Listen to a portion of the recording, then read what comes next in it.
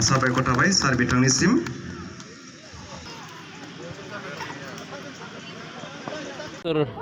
बड'लेण्ड दाबिनानै सोमावसारनायाव मुंख्लं जालांनाय बे उदालगुरि जिल्लानि सोनाबथार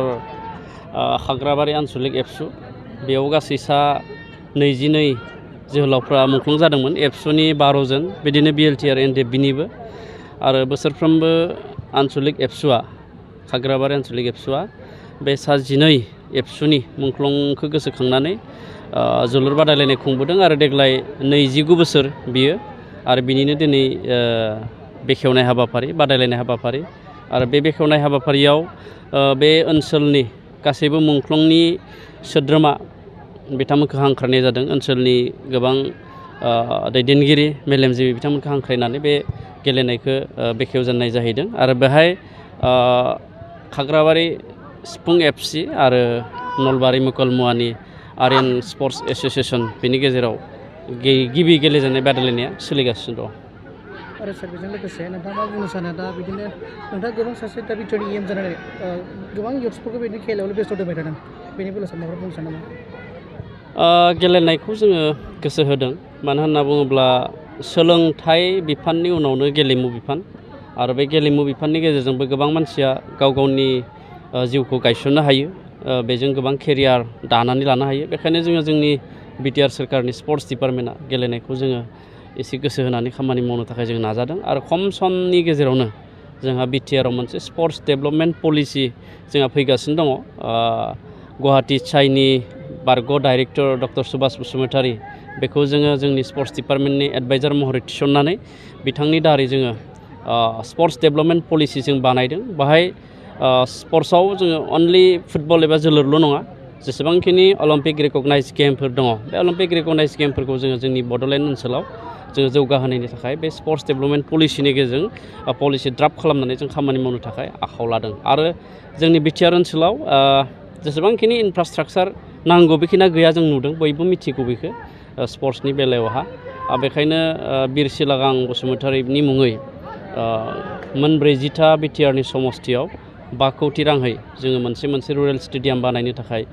थांखि लानाय जाहैबाय आरो बेखौ खम समनि गेजेरावनो मावफुंनाय जागोन आरो बेनि अनगायैबो जोंनि स्पर्ट्स डिपार्टमेन्ट एसअपिडि फान्डजों जों गामि लेभेलनि माखासे प्ले फिल्डफोरखौ जों डेभेलपमेन्ट खालामनाय खामानिखौ जोङो मावगासिनो दं। सार बेरगाव जिल्लायाव जों नुनो मोनदों गोबां बिदिनो उन्दै गथ'फ्रा खेला दुलायावसो इनभल्भ जायो नाथाय गुबुन डिस्ट्रिक्टनि गथ'फ्रा गान्जा सोबनाय लोंनायफ्रावसो बेस्थ' जायो बेबायदिनो गुबुनफ्राबो खावलायदों गावबा गाव एरिया बेबायदि खेला दुलानि स्पर्ट्स मोनसे जायगा जानांगौ होननानै मा बुंनो सानो? बिटिआर ओनसोलाव माखासे जायगाफ्राव बिदिनो ड्राग्स एडिक्टेड बा बायदिसिना एन्टि ससियेल एक्टिभिटिसाव जोंनि लाइमोनफ्रा एसे लोब्बा जानाया दासिमबो दङ। दा बे बेलायाव गुबुन बिफानफ्रा जेरै बेबायदि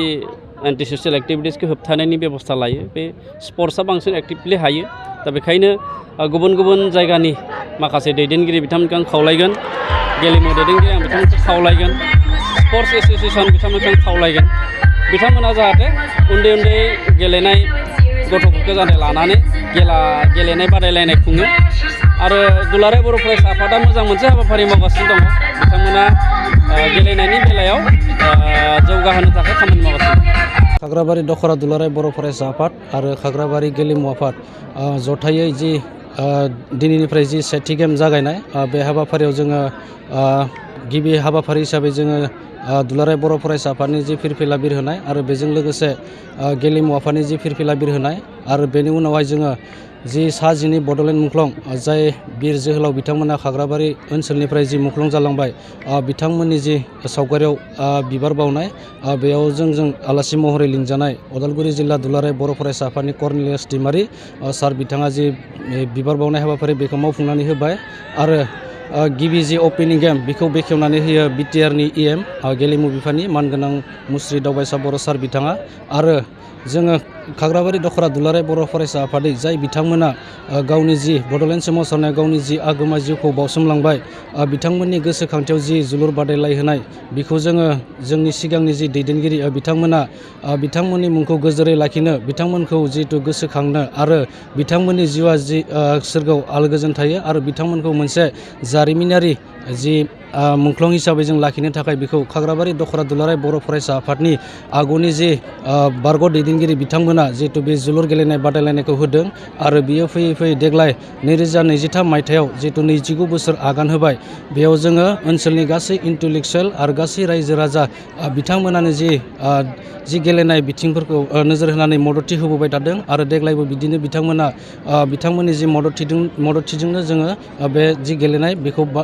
लादों आरो जों फैबाय थानाय समाव जोंनि जिखिनि दैदेनगिरि बिथांमोनाबो जाहाथे बेखौ अरायसम गोजोरै लानानै थांगोन बेखौ जोङो दखरा आफाद हिसाबै आसा खालामदों।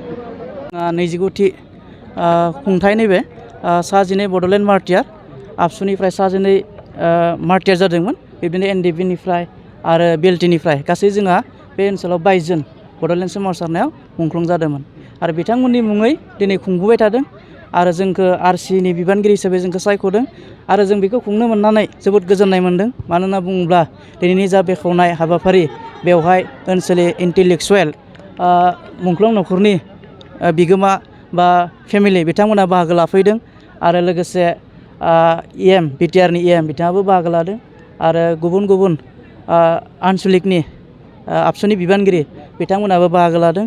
आरो ओनसोलनि रायजो राजा गासैबो फैनानै बेवहाय जोंखौ माने हेफाजाब होफैदों आरो बेखौ जों जोबोद गोजोननाय मोन्दों आरो बेनो जोंनि थांखिया जाहाथे जों मुंख्लंफोरनि जा मुंखौ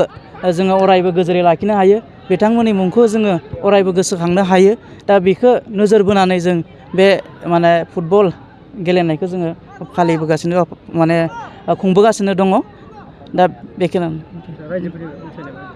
रायजोफोरनि अनसायनाया जोबोरैनो मोजां जोबोद जों गोजोननाय मोन्दों दिनैनि जा बेखेवनाय हाबाफारि बेवहाय रायजोफोरा लोब लोब फैदों आरो आं नोंथांमोननि मिडियानि गेजेरजों बेखौनो फोरमायनो सानदों दिनैहाय जोङो फ्रि भाबै जोङो गासैबो रायजो राजाखौ जोङो नायनो थाखाय सुबिदा होनाय जादों आरो गाबोननिफ्राय अर्थात 11 सेप्तेम्बरनिफ्राय जोङो माने साफायाव जोङो 20 राङारि अनसुंथाइ एबा टिकेटनि बेबस्था जों खालामनाय जादों आरो एसे एनै जाहाथे जोङो राङारि अनसुंथाइ मोनो दा बेखिनि डिजिटेल बड' निउसनिफ्राय गासैखौबो खुलुमनाय आरो बरायनाय बावहरनाय जाबाय। मदद आरो हेफाजाबनि नोजोरजों नोंथांमोननि सेराव दं डिजिटेल बड' निउस वेब पर्टेल। सुखु दुखुनि समाव खैदां खैफोदनि समाव नोंथांमोननि राव जानानै ओंखारबोगोन डिजिटेल बड' निउस। खौरां दैथायहरनो आरो जोंजों थोंजोङै फोनांजाबनो थाखाय जानबुं दं 6901559919। उदां आरो सैथो खौरां फोसावनायनि थांखिजों नोंथांमोननि सेराव दं डिजिटेल बड' निउस।